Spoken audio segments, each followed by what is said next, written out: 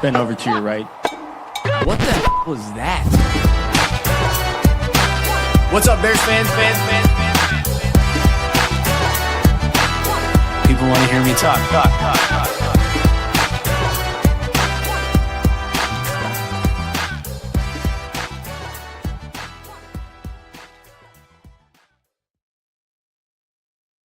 What's going on, Bears fans, and welcome to another episode of the Nicholas Moreano Show. I'm your host, Nicholas Moreano. Make sure to like, subscribe, leave a comment on these shows. Keep doing them as we are slowly and actually fastly approaching the 2025 NFL Draft.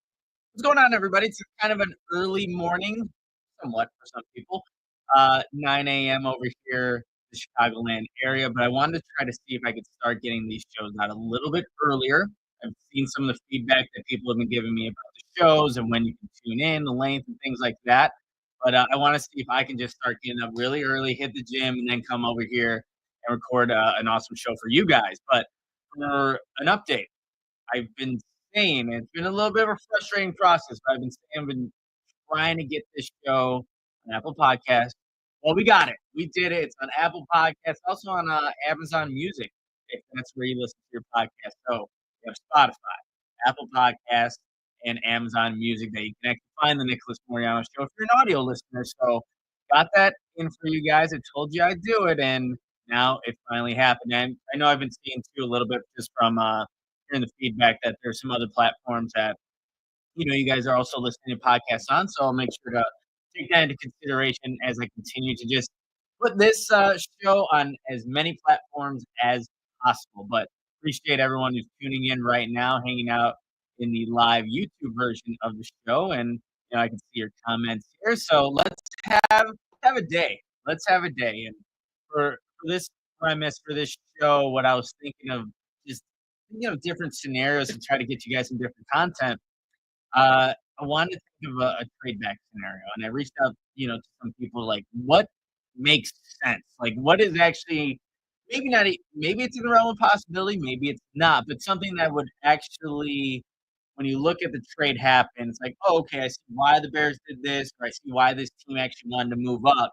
So I was doing some research and trying to find team needs for some of these other teams and what they're looking for in the draft, and I think I came up with something that works.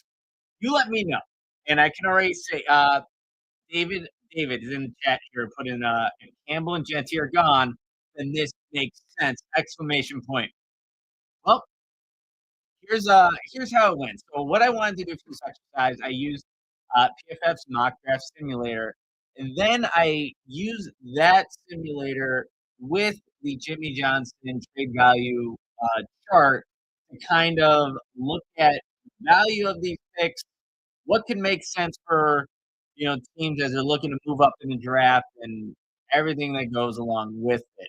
And for people that don't know, Jimmy Johnson chart value, like that thing's it's for a while now, but and maybe it's a system that maybe some teams use, maybe they don't, maybe it's outdated. I've seen that as I was doing some research, and that's all right. This is an exercise. This is just one way to think of, what potentially could happen in the 2025 NFL draft. We're officially, 34 days away?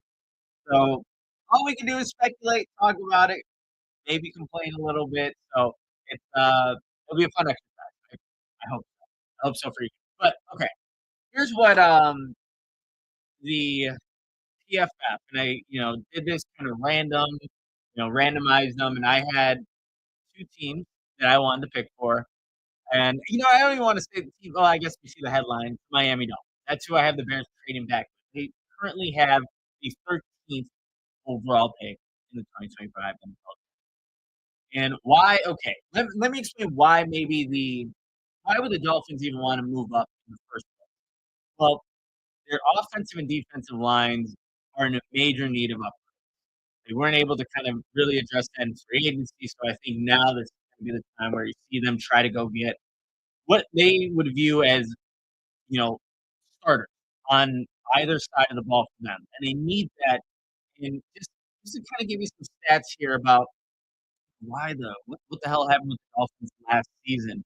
Well, 8-9, last year missed the playoffs, and before that, they actually missed the play or were bounced in the playoffs in the wild card round and back-to-back seasons. And last season in 2024 for the Dolphins, they were not the running team that they were in years past. I think 21st in the NFL in rushing yards per game at 105.6. 2023, they ran the ball 135.8 yards per game. That was the sixth most in the NFL. You know, the Tua Tagovailoa, you want to keep him upright, healthy, missed time due to concussion and also a hip sprain. So you're just looking to maybe add some offensive linemen to this team. And that's where this hypothetical comes in. For what I was kind of thinking of different scenarios I can make. How this plays out in this PFF mock and again, it's not me picking them, it was kind of randomized, and I only picked for the Dolphins and Bears to kind of select, who they wanted to go get. Number one overall in PFF mock draft leader, they had Abdul Carter from Penn State going. Maybe that's realistically maybe Cam Ward, but that's who they had going there, Abdul Carter. Cam Ward went to the Browns at the number 2 overall pick. Travis Hunter went to the New York Giants. Then you had Armand Membu, Missouri, offensive tackle, go to the Patriots at number 4. Mason Graham, defensive line, Michigan, went to the Jacksonville Jaguars. Ashton Genty. Seems like he can't get past number 6. In a lot of mock drafts that I've seen, goes to the Las Vegas Raiders. The Jets, which I thought this was a very interesting pick according to PFF's mock draft simulator. Michael Williams, Georgia defensive end. Who knows? Who knows? It's a mock draft. You mad at it? Only, we'll have to wait until draft day. Panthers, they go McMillan, Arizona, wide receiver. And then you have the Saints taking Tyler Warren of Penn State. So, guys, really quickly, before I kind of get to this, I see A27 Mac. You sound muffled, fading in and out. Just want to make sure that everything sounds good on your end. Make sure that nothing's audio-wise is working. I just want to make sure before I kind of continue going on here, just give me a thumbs up. You can give me a like, or actually, I can't do that. Maybe just leave it in the comments if the audio is kind of in or out, or if anything's kind of going technically wrong here. But as I kind of wait for that, one of the names that I did not mention that is still on the board at number 10. Okay, we got the thumbs up. Appreciate you guys. K27 Meg, I don't know, maybe it's on your end. Who knows? Maybe it could be on my end too. But to kind of continue this, number 10, who is still available for the Chicago Bears? LSU offensive tackle, Will Campbell. He's still there, you guys. And I think realistically, like, okay, if it was me playing general manager of the Bears and I saw Will Campbell's there, I'm running up the card. I'm taking it. But in this scenario, here's why. Okay, and I'll have an article on this draft scenario coming out on Bear Goggles on later today, and you can also read about it if you haven't had a chance to watch or listen to the show. Why would the Bears take a guy like this? It could be a number of different reasons, you guys. It can be maybe general manager Ryan Poles likes Braxton Jones and what he can do in another season with some other offensive linemen that are going to elevate the level of play there. Maybe Campbell's short arms are just too much of an issue. And just in case people are wondering, how long are Will Campbell's arms? 32 and 5/8. And really quickly, what I wanted to look up, because Ryan Poles has drafted tackles, okay? So there is some data that we can look at. Let's look at Darnell Wright, most recently. His arms, 33 and 3/4, longer than Will Campbell. Braxton Jones is built different. Arms, 35 and 3/8. So, just based off of the people that he's actually drafted, that is different than what a Will Campbell does have in his physical makeup with his 32 and 5/8 inch. For me, I am not that big of a stickler on how the arm length and what it's going to prohibit him from doing. I get it. There's going to be some teams that believe that, but he's He's excelled at left tackle at LSU, and I don't think there's any reason to believe that he can't do that. And if he doesn't, he can probably kick inside. But this again, this scenario, this example, I have the Bears saying, "All right, Will Campbell's on the board." We're thinking, I don't know. This is not the guy that we're going to use our 10th overall pick on. So there are teams that are looking at Will Campbell that can desperately use him. One team that's right after the Bears is the San Francisco 49ers at pick 11. Look, they have to eventually consider replacing 36-year-old. That's crazy when I was looking at this up. 36-year-old left tackle, and probably future Hall of Famer Trent Williams, right?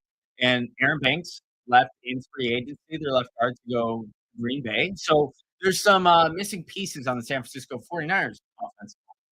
But how I'm shaping up this argument for the Dolphins is that they also have a left tackle in Teron Armstead. He's contemplating retiring. What's with these great left tackles? They're looking to retire. He's considering retirement. And Liam Eichenberg, who was playing left guard for them. He'll be moving over to left guard because he was right guard last year because they actually signed James Daniels from the past. He's going to be there, but it's not a guy that you feel, I think, truly confident in. They need help on the offensive line. I already gave you the stats of what their running game was. Tua Tagovailoa missing time. You just want to have stability up front and to compete in their division with the Buffalo Bills, with the Drake May and the Patriots coming up. You just want to make sure your quarterback is staying upright. So my premise here, the draft that I have, this mock draft, the Bears training back, the Dolphins, they want to jump to 49. They want to make sure they get to that spot. And this is how they do it. Again, using the Jimmy Johnson trade value chart, the 10th overall Bears have is worth 1,300 points. So there's going to be a couple of numbers that are, kind of coming in here. So make sure to follow me here. 1,300 points for the 10th overall pick. The Dolphins, that 13th overall pick, that is worth 1,150. And what the trade will end up being is that the Bears receive 13th overall, number 98, which is round 3, and a round 4 pick 108 for that 10th overall pick. And what does the value end up equating to? The picks with the 13th overall pick, 98th overall pick, and 108th overall pick come out to 1,322 points, exceeding the value of the 10th overall pick. And you can go to a number of different previous examples where these numbers have been fairly close, and then somewhere they're not even in the ballpark. Where teams obviously got the most out of a trade, and I think there is what you'll definitely see is a quarterback tax for sure. One of the examples I just want to bring up, it's not necessarily apples to apples, but just a first round trade that happened. Just again, so you can see where these differences can be. Last year, the Lions made a trade with the Cowboys. So the Lions received pick number 24, which they used on Teron Armstead, and also got a 7th rounder in 2025. The Cowboys, they got the Lions' first round pick, which is number 29, and a 3rd rounder, number 73 overall. So what that equated to for the Lions, their picks equaled 741 points. And the Lions, when they traded with the Cowboys, obviously they're going to get the better end of the deal because they had to move back and get the Lions pick, but they had 865 points. You see the difference, 865 and 741. So there's definitely ways for teams to take advantage of other teams, especially when they have to move further back. The Bears, in this instance, only moved back 3 spots and still gained 2 additional picks in this scenario that I have playing out for the Bears, and that would put the Bears at 9 total picks in the 2025 NFL draft. You have 13th overall. You have 2 second rounders with 39 and 41. You have a 3rd rounder in 72 and 98 after the trade. You finally get a 4th rounder, which you didn't have previous to the trade, with 108. You have a 5th rounder in 148 and 2 7th rounders in 233 and 244. So the Bears move back 3 spots in that, 13th spot there, and the Miami Dolphins move up to go select their however they wanna put him. If Teron Armstead still plays, you probably plug him in at left guard. If Teron Armstead retires, you put him in at left tackle and see how that works out. So, this is a draft where the Bears end up being the quote unquote winner because of the trade value points, but I could have easily probably maybe done more out of the Dolphins just because there is a tax when you have to move back and then a team jump in front of you. But I just think that, as we're kind of thinking about different scenarios, this is definitely one of the ways that the Bears could approach this NFL draft because there are a lot of draft experts that I value their opinions and what they have to say, but blue chippers probably are not as much of an abundance in this draft as they were in previous drafts. So maybe you can find better value in the middle teams there, moving back a couple spots and still get a player that you think can help out. And with that 13th overall pick, I want to make sure that I also tell you who I got there.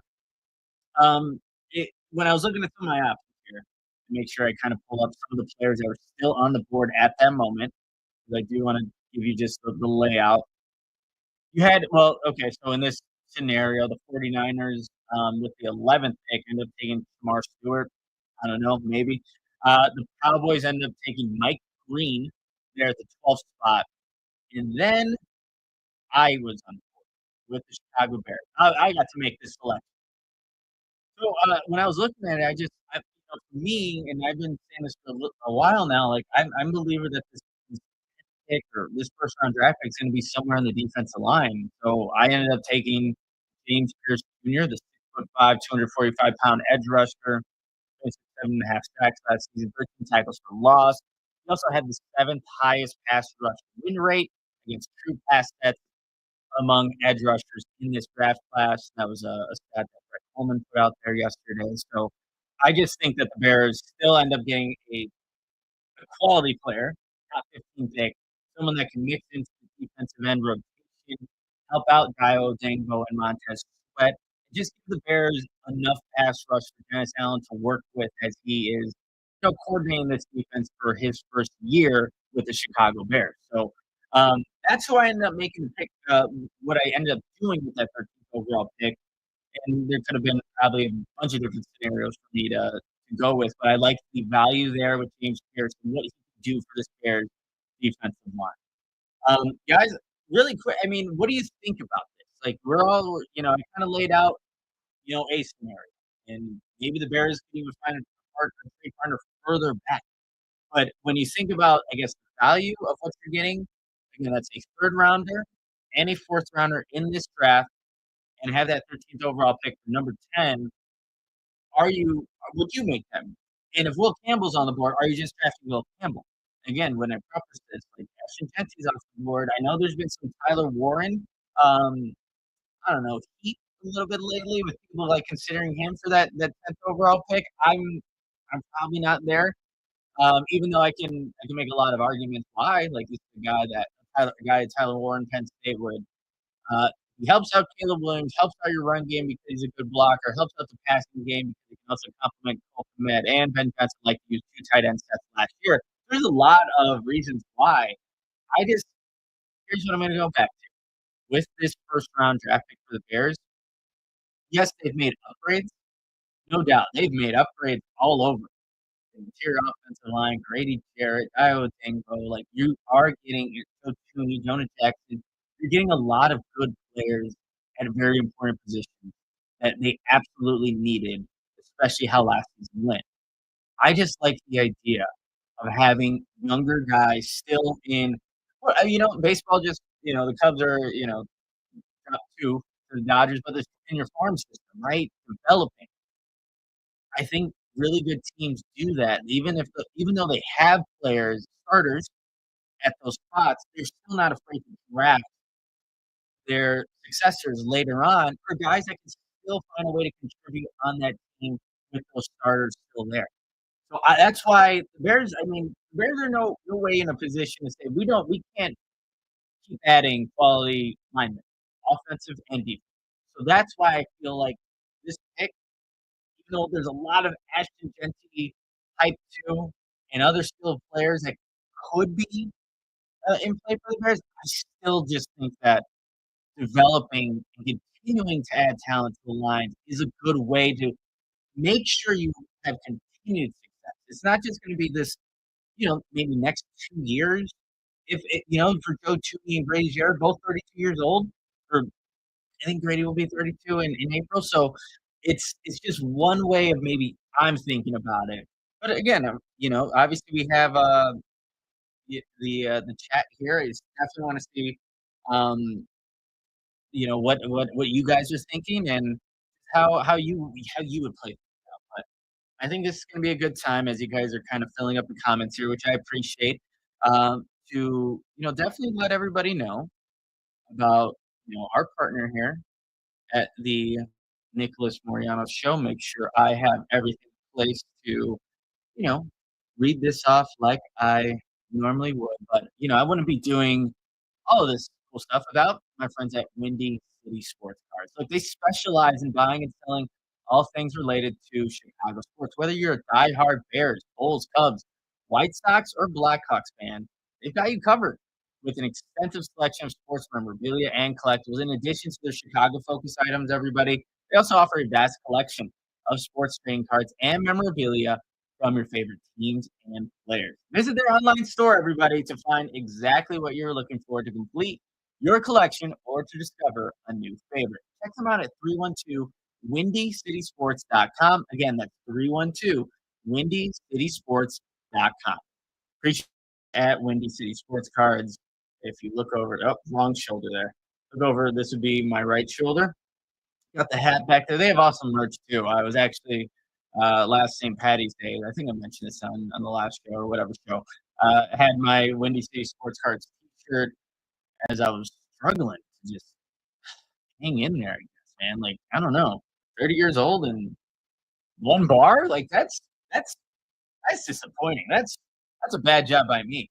But we were at that bar, with buddies and my fiance and I for a couple of hours. But yeah, I think that yeah, you should definitely check them out. And if you're, people who are looking to maybe get their products or brand to a wider audience, throw them my way, man. Always looking to partner up with new people and meet new people, so it'll just help out the podcast, the show grow, and to get some new partners on here.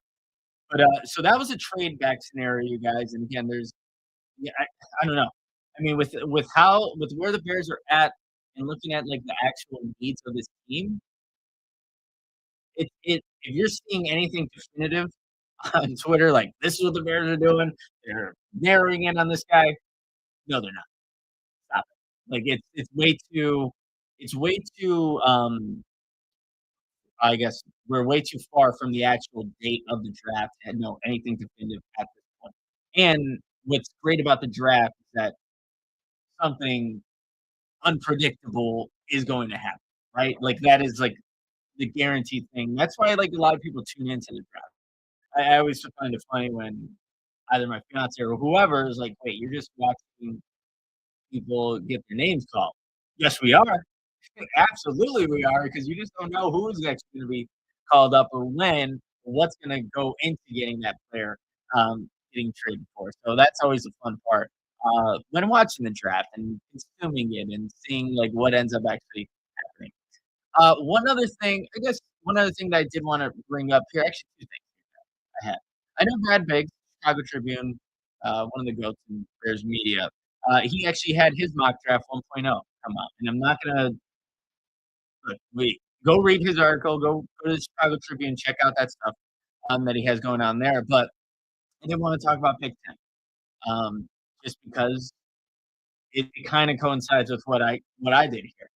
At 10, Vlad had the opportunity for the Bears to draft Will Campbell, who was still on the board. And that ended up being his pick there.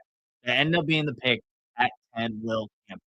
And like I said, before even like going into my mock draft or trade back scenario, that would be my pick too, you guys. I have no issue drafting Will Campbell, and I know somebody put in here T-Rex arms, like, not I mean, they're shorter than the ideal length, but he's I mean, have you seen T-Rexes? I don't even know what is for anybody that's I used to love dinosaurs growing up, I was a huge dinosaur nerd, but what is the function for a T-Rex's actual arm? Like, what do they do? Like, I'm going on a tangent here, but he ended up taking, quote unquote, according to the chat, the T-Rex Will Campbell arms at number 10 for the Chicago Bears, which I don't know. I feel like for a lot of people, that's going to be a good safe pick. Like you feel good about that, and obviously you have to, consider who else was there and who they passed up, and what were their considerations for some of the maybe other tackles, edge rushers, whoever it may be. But I do think that would be a good pick for the Chicago Bears there. CJ Crispy, shadow box. There you go. There we go. No, actually, I missed boxing. I used to do a couple classes. That was fun to do. Really quickly though, to kind of cap off this show. I think this 30-minute mark as we're approaching, it seems like it could have a meaning for some people. I know people want longer podcasts, and there'll definitely be time for those as I get guests and just different topics to talk about. But wanted to again preview and share one Tradeback scenario. I'm sure I'll work on some other ways of maybe the Bears. Look, the one thing I feel strongly about that I don't believe is going to happen is the Bears trading up. I wonder if anybody feels differently, but I just feel like the Bears are just you have obviously the draft capital that they have right now with 10, 39, 41, 72, 148, 233, and 240. So you do have a good number of picks here, but I just don't feel like that would be in the move for the Chicago Bears. Even if a guy like Ashton Genty is there, they're like really zeroing in on him. I Yeah, it would really surprise me if that's the move for the Chicago Bears. But again, like I was just talking earlier, in the draft, anything can really happen. Um, last thing here, Devon Duvernay. I did put out a quick Moreano minute on him and what he's done in the past, but I think it was a good move by the Bears. I mean, no reservations about it or anything like that. Because it does fill a position. But I think the other talking point that we need to consider here, and just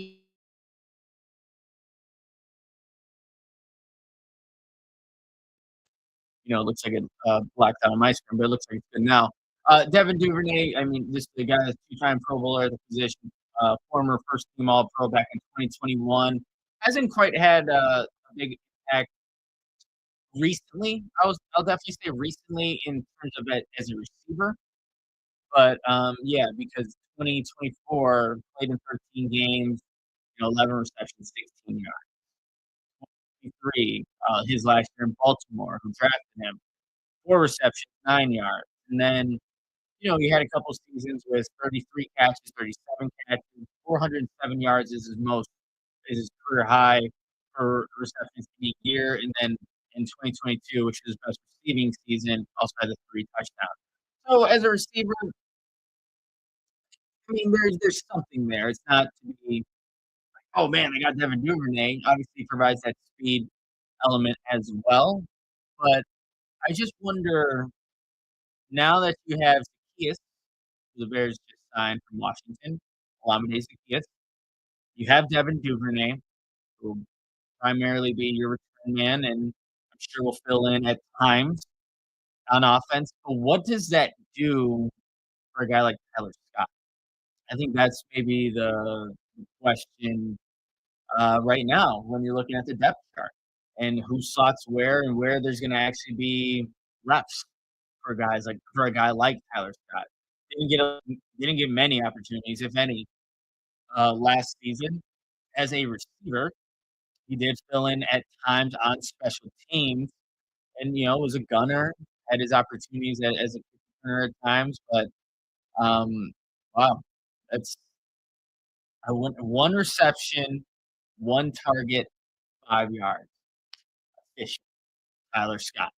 Can anybody I mean, maybe I'm losing people here in the chat, like, "Cool, you're talking about Tyler Scott," but what game did Tyler Scott have his one reception on one target for 5 yards?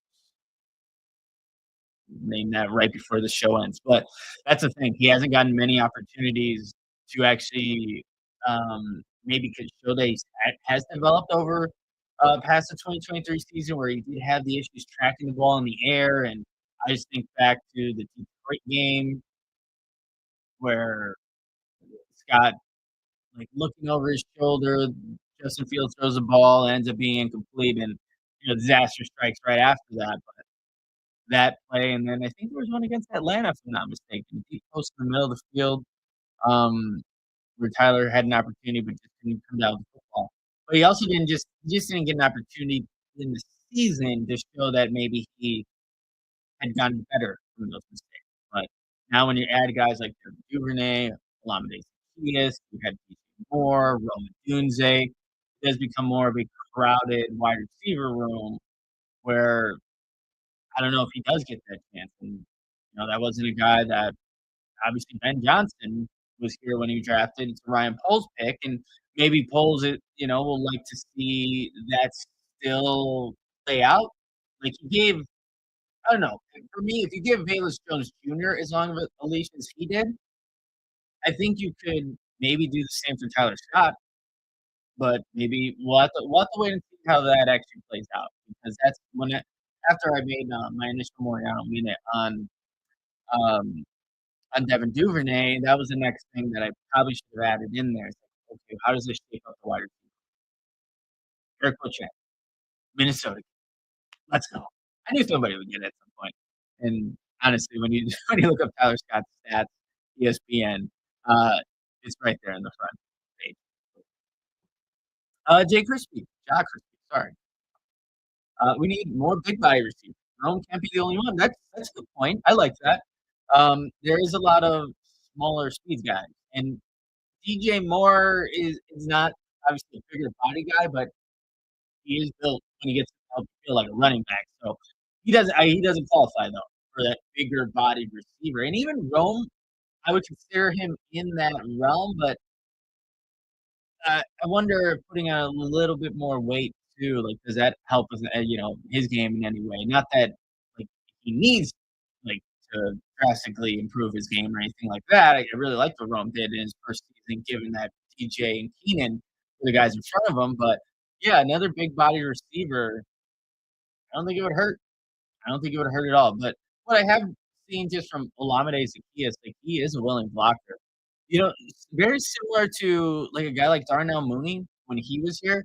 Despite the size, like that dude, like he was a feisty blocker, man. I think you're gonna see similar attributes from Olamide, and then we'll see what Devin Duvernay also is able to do when he gets on the field. And we also know Ben Johnson, no block, no rock, man.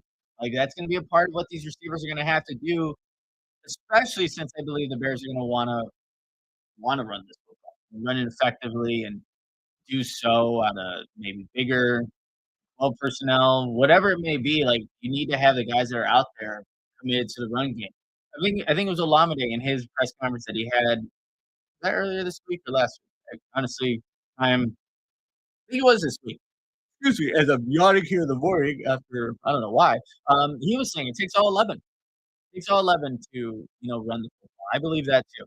If you could take one of those blocks to spring something open for maybe a huge gain, but if it doesn't happen on the edge, in the interior, at the second level, that potential explosive play could be something way smaller and could obviously affect the drive in that way. But we'll have to see how these wide receivers in camp, battle amongst each other, make each other better. But just something I'm thinking about with Taylor Scott, obviously, with the Devon Duvernay news. All right, everybody. I think that's going to wrap it up for this episode of the Nicholas Moreano Show. Appreciate everyone for tuning in on these Monday mornings. I think this is going to be the thing. This is what I want to do moving forward is kind of be the first person you hear from when it comes to Bears, when it comes to the Bears. obviously, you can listen to the radio and things like that, and definitely go do so. But when it comes to a live Bears focused show, like this is going to be what I want to try doing to get this out first. So then throughout the day, you can listen to it on the podcast version, or if you're someone that likes watching these shows, you could do it right here on YouTube as well. So hey, you guys are gonna have to keep me accountable, but I'm gonna definitely keep myself accountable as well. Waking up early, getting the day started. Let's get going. Talk about the Bears. I know you guys love and hopefully have been enjoying this, and I've enjoyed doing it, doing my own show and kind of controlling everything. This is my show. Do whatever the hell I want, but no, it's been fun. It's been fun because you guys have been tuning in, helping out, and supporting the show. So continue doing that. If you haven't already, share this show with a fellow Bears fan. Hey, this guy, Nicholas Moreano, sometimes he rocks a mustache. Sometimes he has full beard. Who knows? You have to tune in every week to see and find out. But appreciate everyone for coming in here, hanging out. Leave a comment on this show. I want to see the comments on there. What do you think about the trade back scenario? Is that something that you would be, wanting for the Bears, or should the Bears have just taken Will Campbell in this scenario that I played out? Leave a comment in the chat. Let's get the discussion going after this show wraps up. Like the show, subscribe, and if you haven't already, I'm on Spotify, Apple Podcasts, Amazon Music, everywhere that you can potentially listen to a podcast. I'm going to try to get it on there and kind of get you guys well equipped to listen to this show however you feel is the best for you. That's going to wrap it up. Everyone, enjoy your weekend. It feels weird that it's a Friday. I think I've been thrown off of my I don't know, my consistency here for whatever reason. But today's Friday. Enjoy the weekend. And until next week, bear down, Chicago. Bend over to your right. What the was that? What's up, Bears fans? People want to hear me talk.